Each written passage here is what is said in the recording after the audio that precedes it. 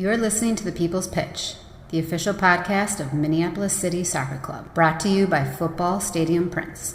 Let's start the show. And as I talked about just a couple minutes ago, as Joe Watt stands over this one, he appears to be the one taking the penalty here. This is a huge confidence booster if you're Duluth. Worst case scenario for City right here. And it stopped! Yes! And it stopped! Totally redeems himself. Matt Elder redeeming himself. Oliver with the right foot. The shot is goal! Oliver! Justin Oliver will break the scoreless tie. And it is 1-0 Minneapolis City. It's Hutton now on the offense with the left foot. It is now 2-0 Minneapolis City. Good finish. Nick Hutton taking his quick victory lap. Hey there, friends. We are back. Now starts the clock on another 200 episodes. This is the People's Pitch podcast, the official podcast of your Minneapolis City Soccer Club. I am your host, John, and this sexy bee across from me is the Nate Morales. Nate, we took a well-needed break, man, but I feel like this is like the true unofficial official start of the 2022 campaign. Would you agree? Yeah, I mean, for sure. I mean, from here on out, it's all going to be games, roster announcements, schedule analysis, and then suddenly we're into May and we're ready to kick all the seasons off. Yeah, all absolutely. the seasons. All of the seasons. So much soccer. Holy shit. But tonight, John, there is a matter of a little game tomorrow that we should talk about. But first, we are going to do a quick recap. Personal highlights from the 200th live episode. That was really great. And after that, it's all going to be Open Cup, baby. Who is on the roster? Who are the key players? What are the storylines? What the heck are the Menace going to be doing? Outside of being the reigning 2021 USL2 champs, that is. There's just a lot to talk about in this Open Cup matchup. So let's just get started. Can I say one thing before we start? Have you Yes. been watching the media for these open round games? It's been all over social and on ESPN and US Soccer. Yeah, It's got a pretty heavy Minneapolis City spin to it, and which is quite the different tune than the phone call that Dan and I had with them in 2016 to tell us we were kicked out of the tournament the first time.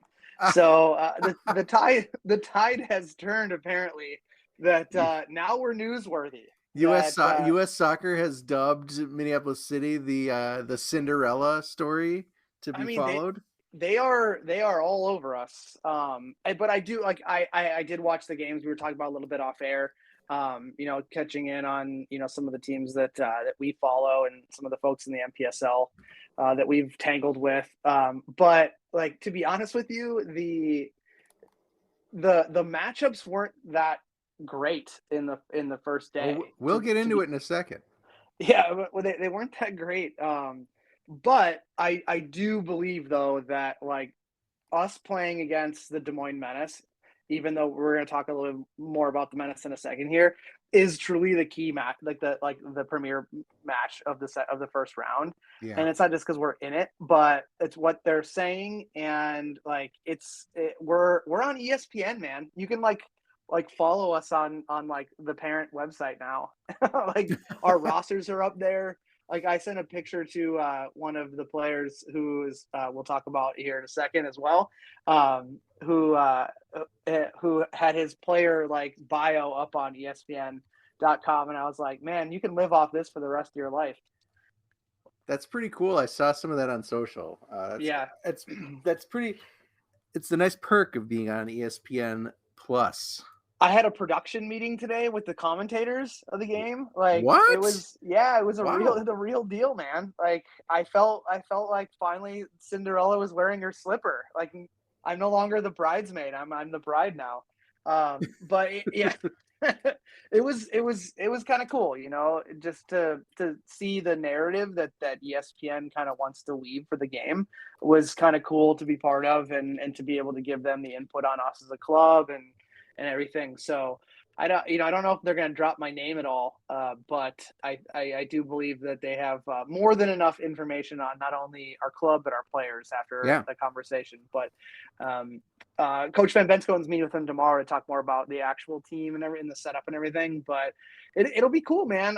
I'm going to be a little disappointed that I'm not going to be able to watch it because I'll be actually there. But I'm kind of interested once we roll things up next week to get your take on the broadcast. Yeah, I mean, I'll be watching it at 9th Street, so hopefully I'll be able to hear. Perfect. All right, well, let's get into it here. So the 200th recap, if you've been following along with us for the most part, you already know that a few weeks ago we marked our historic 200th episode of this here show with a live event at our sponsor, Utapils Brewing Company's tap room. And man, it was fun. We had live guests, we had a virtual guests, we actually had people show up and kind of ring in the milestone with us. So if you have not had a chance to listen to it or watch the replay over on the YouTubes, I suggest you do so, because it was interesting. Everyone kind of had a similar story to tell, but there was some uniqueness in there. But we figured we would at least tease some of the content for those of you that have yet to relive it, and refresh those that have joined us. So Nate, why don't you kick it off? Yeah, well, I think for me, there are a number of great moments of the night. I think it's been a while since you and I have sat down and been able to do the podcast in front of, first in person, which is always great, but then in front of actual people. Like, it's been a long, long time. We maybe did it in our first dozen or so episodes with the very first Minneapolis City kit reveal. But otherwise, it's like this was kind of a new experience to even, set up in front of people. Add in the incredible amount of technical savvy that it took our producer Tyler to figure out how to hook us into the sound system, hook us up to the internet, make sure we were on camera. Wires. The live stream was active. Like, there was just a lot to set up and a lot to do, and it made me. We had kind of talked about it at the beginning of the show last time, that like we went from just barely figuring out how to plug our microphones into a computer in the first couple weeks to like look at that setup with like 3 cameras and a YouTube live stream and like people sending in their videos from YouTube, and anyway, it was pretty wild. It was a wild experience. But I had a few moments that really stood out to me. The first of which was, of course, being able to catch up, reconnect with Coach Jeremy Ivaskovich, the soccer Buddha. I think the guy's just as awesome as ever. Really always has his feet on the ground, loves the game, and really has a great grasp of base level what the game should be about to people who play and to watch it. And it was just a great conversation. It reminded me of the olden days, just getting to know Minneapolis City and the kind of people that had found itself in its orbit with me. My favorite part of Jeremy's conversation was when we talked about like how he got involved with the club, and he was like, I think it was we were over coffee where our soccer souls connected, and I knew I was in. And I was like, I remember that. I remember it vividly. It was. I'll never forget it, to be honest with you. Your soccer souls connected. That's for sure. And the other thing that I wanted to bring up is the videos that everybody had sent in. Like, I don't think we got a chance to really. I don't know if it came through in the pod, but it was just amazing to see them for the first time, all strung together. It was super nice of people to take the time out of their day and just record a quick congratulations. So I appreciate one and all of you. What I really did like is that I wonder if it felt like they were sharing their videos with each other, like texting each other, like, what did you record for Nate and John? Because like there were a number of people talking about how many times they'd been hoofed. Oh yeah, because Kevin did a bunch of math about how many times that our podcast has hoofed people, and then I think even Luke Hawkinson was like, I may have been hoofed more times than you guys, and I thought this is pretty cool of everyone to kind of coordinate this too. So really wonderful. Chuck chimed in there, was like, exactly. You've had hoof on, but you haven't had the old jazzle dazzle on in a while. It's been a while. Yeah. So I think I appreciate everyone that sent in a video. Yeah. From Davey Bakes to David Bloomquist to Brennan By and everyone. It was really great. Yeah, absolutely. Well, for me, there was, like you said, a lot of great moments. But the number one for me was our interview with Nick Kent of the Futures program. I thought it was really cool. I thought he did a great job, and clearly very nervous when he got up there. And we tried to use our veteran savvy on the airwaves to be like, "It's cool, man. Just talk about just talk. It's all you got. It's all you got to do." And then you like pulled the whole asshole move, and you're like, "Well, Nick, I don't want to put you in the spot, but you got notes." I'm like, anything in your notes that we haven't talked about yet? Dude, I'm like, he was already nervous, and then now you put him on the spot. But it was interesting for him to introduce himself to the city faithful as like, I'm not just Max Kent's brother. Like, yes, I am, and that's how I was introduced to the program. But like, I'm the next generation of Kents coming up, and like we talked about. We've had brothers be on the team in the club before, with the Olivers being twins, and with Martin and Whitney Brown, and this is a different type of kind of legacy type family of Minneapolis City, and I thought it was awesome. I thought he did a really great job, and he's at Futures. I continue to kind of give him shit every now and then about his interview, but he did a great job. And then finally, I think for me, was actually getting to sit down to talk to Abdallah Ba, because we've had him on for for his heroics that he's had throughout the seasons with us, but it was really interesting to get to know his journey to City and how he was on the East Coast and he really wanted to play, got connected with Keith, didn't have anywhere to stay, a family was gracious enough to help him out. He's still in contact with those folks. It was just really cool, really, really cool to talk to him and to see that, he's one of the original OGs. He's still kicking, still out there playing. Can't believe it. I mean, it did strike me at how long it had taken us to sit down and talk to him. He has kind of been elusive. We tried to interview him after a couple of games and the like, but really to be able to sit down and get his story firsthand. And, Another reason I really appreciate the club is anytime we talk to these guys, they're smiling, man. They're just not. It's not he came all the way out to Utapils to chat with us. They really like talking to us and telling their stories and just love being a part of the club. Yeah, absolutely. If you know the team, we have a love-hate relationship with the U.S. Open Cup, which is the longest. It is the longest running Pro-Am tournament in U.S. soccer, in the United States, probably. It's the FA Cup of American soccer, and it's not without its share of amazing stories and drama every year. Well, like just tonight, John, the NPSL champion Denton Diablos were ousted in a crazy game that ended 9v10. Denton down 2 men.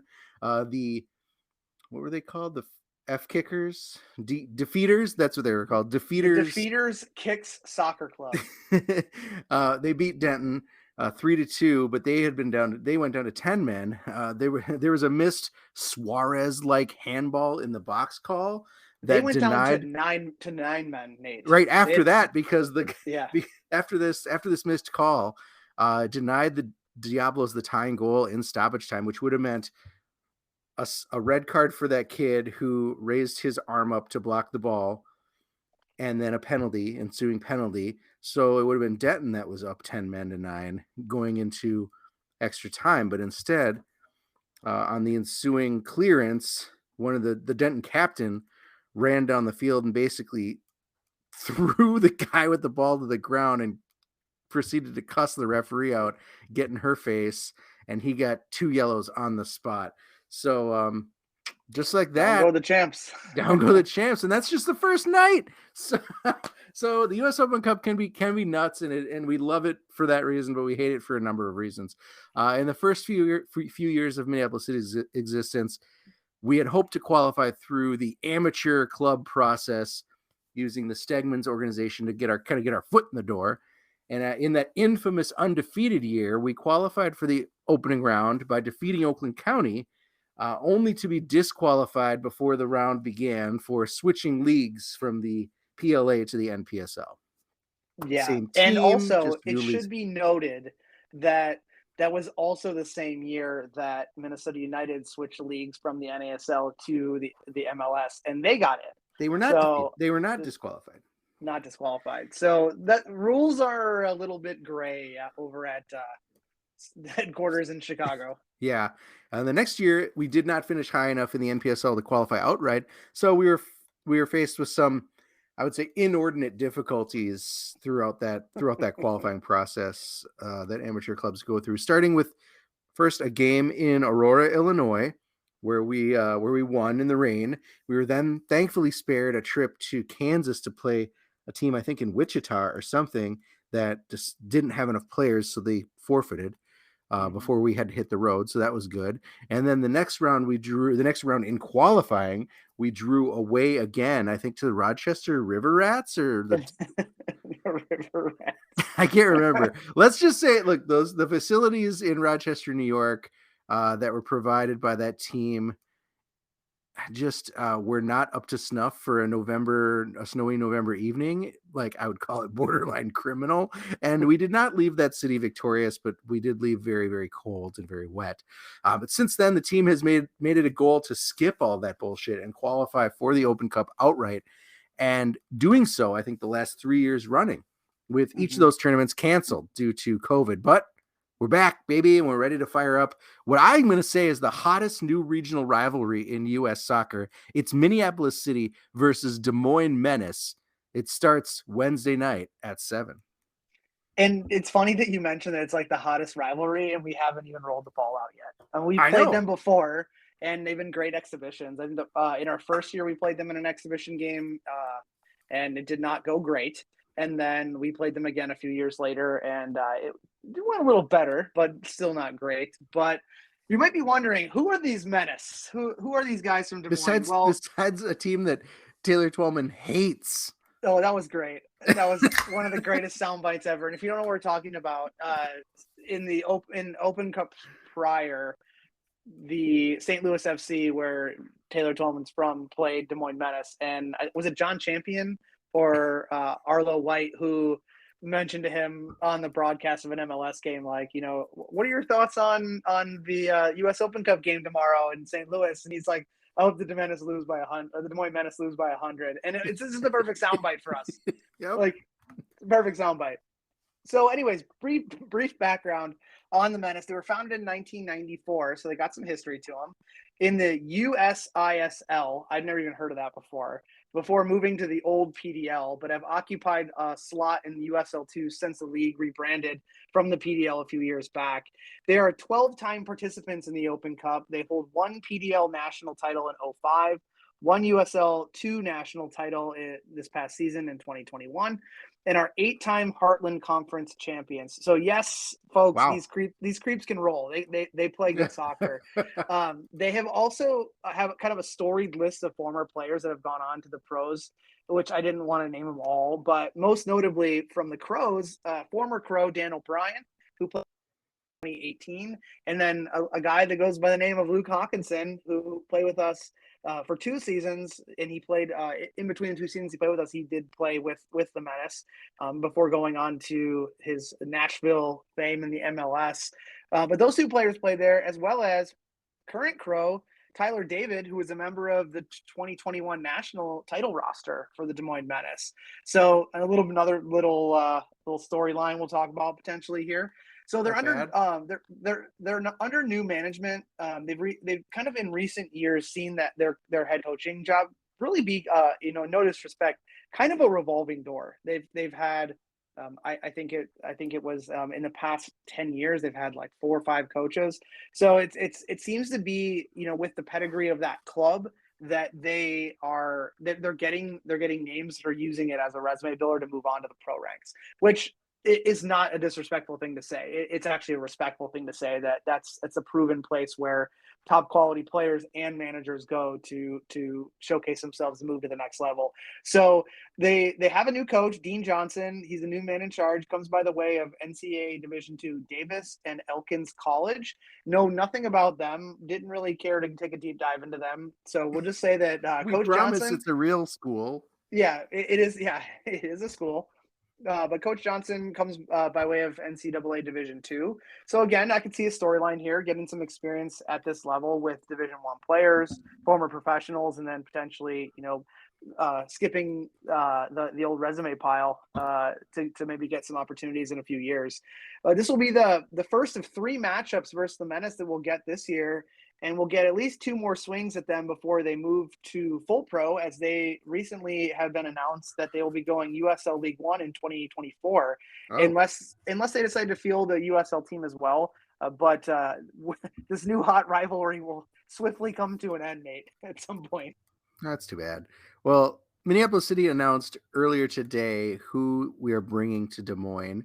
And as I look down the roster, it is a fair mix of the past and the future of guys that have been around City for a long time, guys that maybe have just started to make a name for themselves with the team, and new additions for the 2022 season that we haven't really seen a lot of, if at all.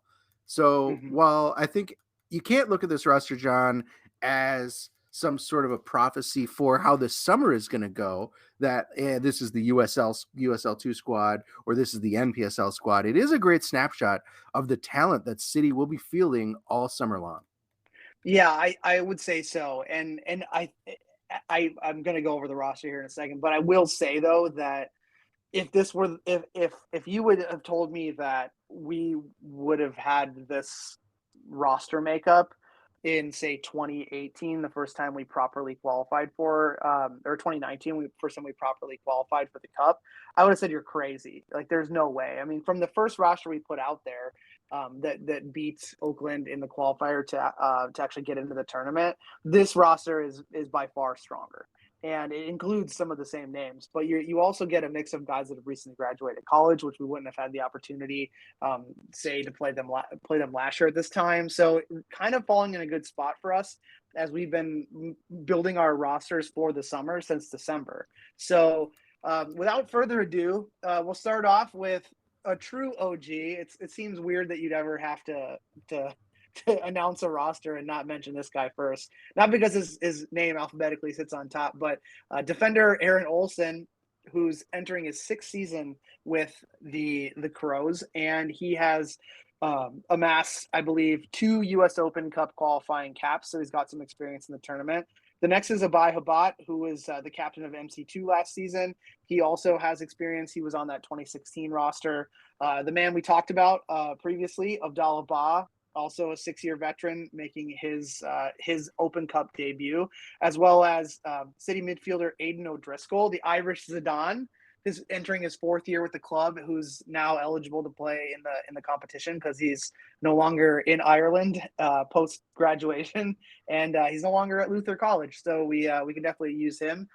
Arthur Perrins, who's entering his 3rd season with Minneapolis City, followed up by another Gus Davis alumni, Charlie Adams, who is in his 5th year with the club and also has, I believe, 4 or 5 career appearances in the U.S. Open Cup. So a veteran that we'll definitely need to rely on from a tournament perspective. And then another Gusty, we seem to have a whole bunch of them. Cole Schwartz, who was the leading goal scorer, not only in Division III soccer at Gustavus, but also in the UPSL for Minneapolis City 2 last summer. Then we get into some familiar names here. Dominic Mesjin, the former Milwaukee Bavarian, who is entering his 2nd season with Minneapolis City, has experience playing in not the U.S. Open Cup, but in high-level tournaments with the Bavarians. And then we go a little younger with goalkeeper Aku Say. And if that name sounds familiar, he's the youngster that played 90 minutes in our fall friendly against Forward Madison. And then a new name to the squad, former Twin star Hakeem Senna. So he truly is like the newest member to the club. I saw that announcement. I don't remember him. He played with the Minnesota Twin Stars and also played in the UPSL with Granite City, and was part of that strong Granite City team that MC2 bested to get into the national tournament. But a very dynamic holding center midfielder, strong on the ball, good tackler, reads the game well, super athletic, really good addition to the roster. And then we go Jack Barry, recent graduate from St. Thomas, got a job in the cities, so he's staying here full time. So we'll be able to see Jack again this summer as well.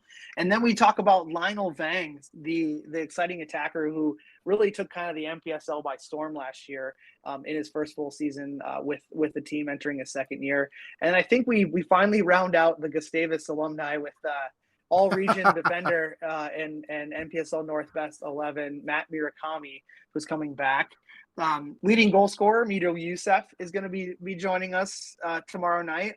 And then we go back to the youngsters again. Loic Masanvi, who is in his second year of the Futures program, was the leading goal scorer in the Futures program in year one. And he's close to the top again in year two. Actually is entering the roster due to a late injury scratch from City veteran striker Nick Hutton. So the opportunity for a young player like Loic is opening up. And being 18 years old, man, if I was on ESPN when I was 18, I would have lived off that for the rest of my life. So, but Loic's done everything he needed to do to play his way into the roster and has shown how dangerous he can be in the attack. So he rounds out being the youngest player on the roster. Then we got Big Troy Lewegi, who has plenty of big game experience, most notably that playoff game in Detroit a few years ago where he had to just sidestep the insults being hurled at him from the northern the supporters from behind that north end goal. Yeah. And then we have kind of a newcomer, but played with us in the fall, and that's Tyler David, who we mentioned is a Des Moines Menace alumni. And then we rounded out with our last Futures player, so the third on the list, and that's 19-year-old Zach Let the Susie Lucy. So you love to see it. You love to see it. You love to say it. So that's the roster, Nate. That's who we're going to be bringing to the game. And like I said, I have a lot of faith in this group. I really do. I think that it's a really good mix, like you said, of young and, no disrespect, old, but seasoned veterans that have some tournament experience in here as well. Mm-hmm. And some guys that have some experience that have come from other places. Yeah. And I think the narrative of this game, like you said, you were already kind of being pimped out by U.S. Soccer as being like the hot matchup. We're getting some good press from the blogs and things like that, and I think that's great. And the storylines within those are like the history of Minneapolis City and how the club is different. But I think the storylines for our purposes for this show are a little different, and they're a little more focused on the actual game that's going to be played on the field. For me, mm-hmm. the first thing I'm concerned about is that I don't think we really know what we're going to face. Like as a USL2 squad, the Menace, they might be without a lot of the talent that they rely on to succeed mm-hmm. at this level. Like, what do you think their approach to roster building is going to be for this match? Are there enough, I don't know, like Menace alumni like lying around Des Moines, or quality players that just happen to be hanging around the area that could either return or just show up and slot into their system? It's difficult to answer that question, Nate. And we've been trying to kind of scour the web, look at any contacts we have in our Rolodex that might be able to tell us anything, but we truly don't know. But we do know that it's a storied club, and the speculation that we have heard is that they will deploy versus the Crows. It's still a mystery, but it typically, with them being heavily reliant on college mercenaries who won't be available for this match, there's that piece as well. And regardless, this is the type of club that has deep enough pockets from the ability to sign and bring and get guys there, and they have a large reach, the storied name in the game, and so I feel that whomever they bring will be sound quality. But the interesting narrative that is also woven in here is that, say that it doesn't go our way and they move on, they're still not going to have everyone back for the second round either. But then if they were to win the second round matchup and then they go into the third round, they're going to have those college players back. So what do you then do with your roster? Mm-hmm. Do you ditch those guys who may have got you there, or do you roll with the younger guys that you're bringing in for the summer? So it'll be a little bit interesting once we find out more about who we're going to be facing off against. probably closer to game time. I assume the Menace have their shit together more than the typical NPSL team we play against that have no idea who traveled until. Well, that's what you were saying is until like a game lot time. of these US Open Cup matchups already tonight, like the teams are lucky if they've got 2 bench players. Yeah, it was pretty. Just were pretty light. There was a couple instances where there were more coaches than players on the bench in a couple of those games. But regardless of what happens, the Menace will bring it, and they always have, they always will. But with little time to prepare, likely, and with a new head coach, like we mentioned, there may be some early growing pains that they might have to sort out in a match. But with the pedigree of the type of player I think that they can bring in that is out there, that I think that they would get over those pains and be able to settle into action relatively quickly. But it's tough, right? When you kind of meet the dudes you're going to be playing with, and you all might be good soccer players, but how do you work together? Did you build the roster right? Do you have enough coverage in an area if a guy goes down, or if there's a red card, which there seemed to be a whole bunch of those in the first day of the tournament. So it'll be interesting, Nate. But I believe that there's probably going to be some former pros, guys that are in between contracts. You'd have to believe that that's the type of player that we're going to face off against, and maybe they're going to be like us and they're going to lean on some youth as well that might be in the area. So we won't know until we get closer to game time.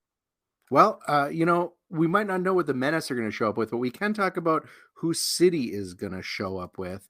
And first, we've got a pretty good amount of veteran talent, veteran leadership. 4 players that have been with Minneapolis City for quite a few years, 4+ years. Amongst them, guys like Aaron Olson, Charlie Adams, they're going to be able to bring a lot to the locker room, which I think is important, and a lot of experience in what competing against teams in the Open Cup is like. Yeah, I mean, the roster, like you said, is heavy on returners, 6 of them having Open Cup appearances under their belt. They also have been in one shape or form training weekly since December, which I'm sure, like I mentioned, the Menace probably have not. So it'll be seen if the coaching staff and headman Matt Van Benskoten and assistants Michael Prunty and Tori Burnett have had enough time to kind of drill their concepts into this group. I think they have had some time, and from what I've seen, they're moving beyond just like, hey, get to know each other, and they're actually like drilling in situational concepts and formations and areas of attack. It's different this time around. I still do believe though that the team that we had ready to go into the 2020 version before COVID officially came was probably the most prepared that we've had. But this one's not far behind by any means. You mentioned it when we went through the roster. 3 futures kids is the other big narrative here. I think we've got the savvy covered with some of these veterans, but we've got experience. But the coaches have also considered youth in their roster building. And while personally and this maybe is why I'm not a coach, but I wouldn't rely on the futures kids to be starters. I think that they can offer something special off the bench in the form of fresh legs that could really change the shape of a game, especially when you consider 2 of them are incredible attacking threats between Loic and Zach. Well, the hard part is that when you look at like a one-off game, specifically on the road, there's 2 trains of thought. Like, do you go with the guy that like the devil or the devil you don't know? Mm-hmm. And yes, you could go with maybe a player that's a little bit more seasoned, but then there's also something about those magical moments that a teenager who has like a fuck it, I don't care attitude that just goes out there and just can do something special because they don't know any better. You know what I mean? Yeah. So like if the younger guys do get the opportunity, whether it be starting or whether it be coming off the bench, you just hope that they rely on the fact that they're good at soccer and that's why they're there, and not take the atmosphere and get like the nerves get to a point where it overcomes their ability. And I don't think that. I think that the 3 young guys that we have here they just want to play soccer, and they don't care where it is, what time of day. It's like, the phone rings, let's go kick the ball. But it is super, super cool to see, not one, but three Futures players making the roster. We all know we talked about goalkeeper Akuse has big game experience playing that full 90 against the USL side for one side forward Madison, which although he let 6 goals go by him, made some fantastic saves and there was no nerves there. It was just, some well-placed shots that went in the goal. And that happens to a goalkeeper, but the crowd, I don't think, if Aku is called on, is going to be a factor. We know Zach Susi's shown at the UPSL level that he can be a game changer off the bench. Scored that big equalizer in the club's famous regional final versus the Iowa Raptors last summer, the old dog on the field game. But I do think that the true storyline for me, Nate, is the dynamic local product from Lakeville North High School and Loic Masanvi. He, like I mentioned, was a top goal scorer in the Futures League last year. He possesses a next level skill set that we haven't really seen a lot in some of the attacking options that have come through. We've always kind of struggled to get depth in the attacking positions, specifically at like a striker position. So it's good to see that like the coaching staff is trusting a player who not just on paper, but like the proof's in the pudding every week at training that he's performing and giving him the opportunity to, to take that spot that was left open when Nick Hutton went down. So it's going to be really fun to watch and what an experience for a high school player, huh? No kidding. I mean, a high school player, a kid who's 1 year out of high school, another guy who's 1 or 2 years out of high school, like just wild to go up against, to be able to tell your friends you're going to be on ESPN. He'd be like, hey, sorry, won't be an algebra class on Wednesday. I'm going to be on ESPN playing soccer. So sorry, Teach. Well, John, let's on the road. Let's go over players to watch because, we've talked about a lot of guys, but I think what I want to pivot to is talk about guys that I think are going to have an impact in the game or at least be very important in how this game flows.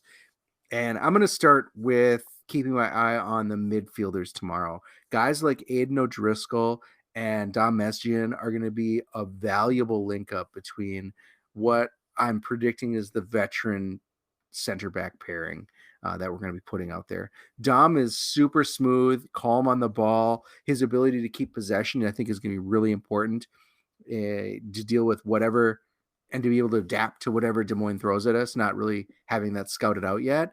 And that Aiden has proved that he can be valuable on both the defensive and the offensive side of the ball. So I think that midfield pairing, if and when they're out together, is going to be important for Minneapolis City to be able to pivot between and transition between offense, defense, looking dangerous, right on the heels of probably stopping a fairly potent and seasoned Des Moines attack. Yeah, I think you're 100% correct. And I think that with the possession heavy playing style that the coaching staff likes to deploy, I think you're spot on. It starts and ends in the midfield battle, and having those guys that don't go crazy once they get the ball and typically don't dribble a lot either. They want to get the ball and get rid of it and keep the game pace moving at their speed versus having to play against to someone else's speed, I think is really important. Yeah. And I'm looking up and down this roster, and I have to say, John, that the pressure to me, and I hope they're not listening, don't listen to this in the van. The pressure is really going to fall on Mito Yusuf and Cole Schwartz to make that difference up front. We all know Mito started the NPSL season last year hot as hell, but he cooled late due to a few knocks. We really could have used his attacking prowess in those last few games as we were trying to cross the finish line undefeated. Meanwhile, Cole lit up the UPSL, but he did it with a striking partner, someone that was super wily, was able to drop in and give him the space and feed him some balls. Derek Ullman is who I'm talking about. So really the question is, if they're out together, or if one is favored over the other, who can Cole find that chemistry with? Who can get Cole the ball in those dangerous spaces that he thrived off of in the UPSL? On Mito's side, is he going to be as dangerous as he was at the beginning of last year? Hopefully so, having a lot of time to recover and train Mm-hmm. and be ready for this game. But if those guys aren't producing, then it's going to be up to the youngsters, like you said, Zach and Loic, to provide the offense Wednesday night. Well, two things there. One, if there's any person on the City roster who has the "fuck it, I don't care" attitude, it's definitely Midu Youssef. like not short on confidence, which is what you need Yeah. from a striker. And he has the experience. Not just necessarily in his tenure with us, but at the college level out west in Seattle. But when you talk about chemistry, maybe that partnership is the chemistry between Zach and Loic, who've been playing together for 2 years in the Futures program.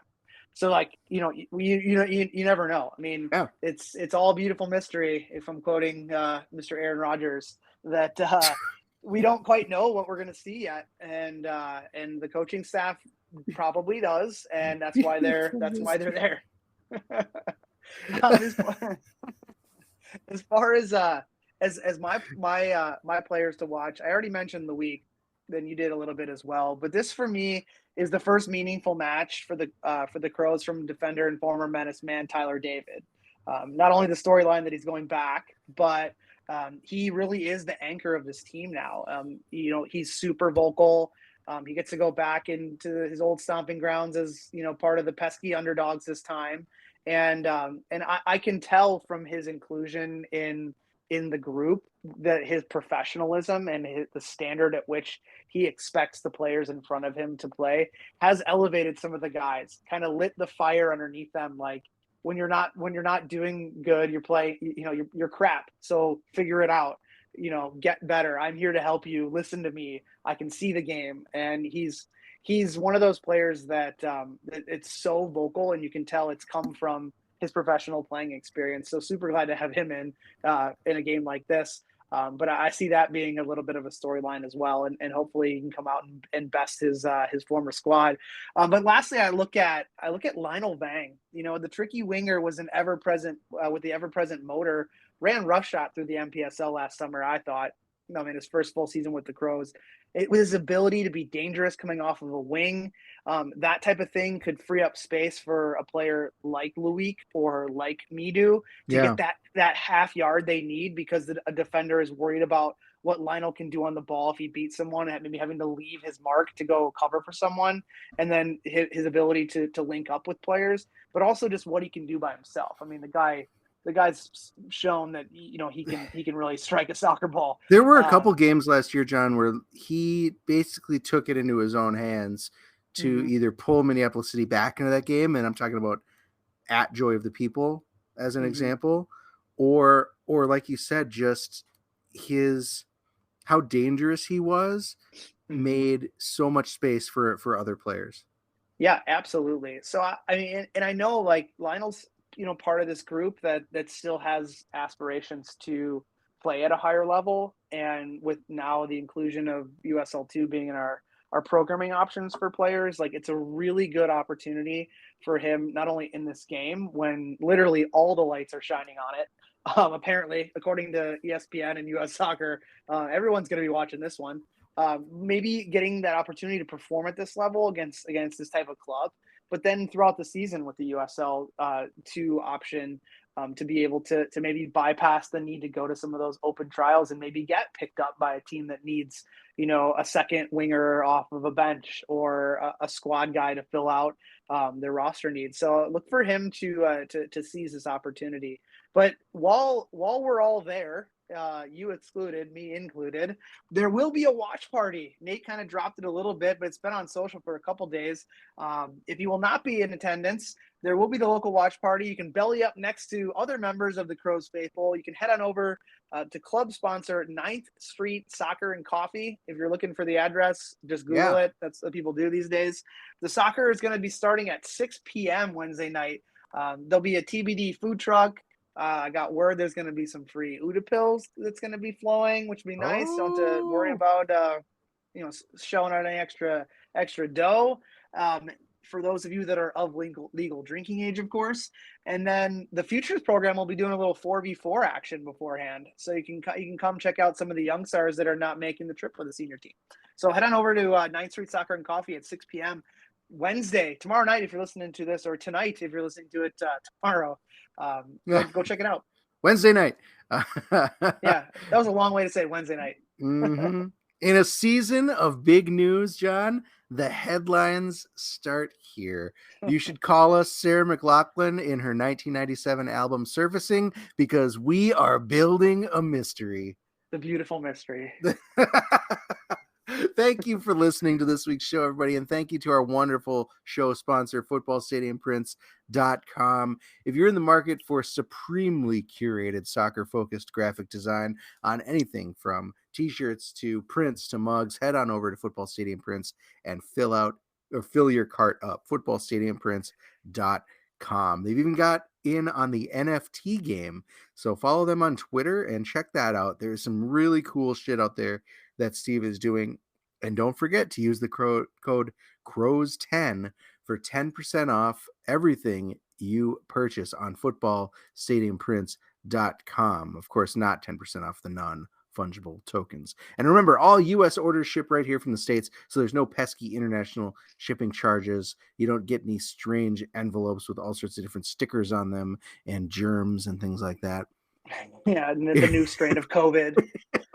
If we have said it once, we've said it 200 times exactly. Minneapolis City is a 501c3, so consider getting that tax deduction through a charitable gift to the club and keep this wonderful ship we have built afloat. You might have already done your taxes. You might be thinking about doing your taxes, and you might be like, next year I better give some more money to some charity. Well, Minneapolis City is that charity. If you're interested in getting a hold of us, we have made it simple through the club on Twitter at MPLS City SC, or through the show at The People's Pitch. You can always email the club, or email the show, I should say, mcscpodcast@gmail.com. That is all for this week. I am Nate. That was John. You guys got to get out to the 9th Street soccer tonight, I guess Wednesday night when this comes out. For those that are not going down to Des Moines and cheering on the Murder Circus, it's going to be a great time no matter where you are watching Minneapolis City at 9th Street, in Des Moines, or at home watching ESPN+. You're going to get hoofed. And you're going to get hoofed. Yeah. For the 201st time.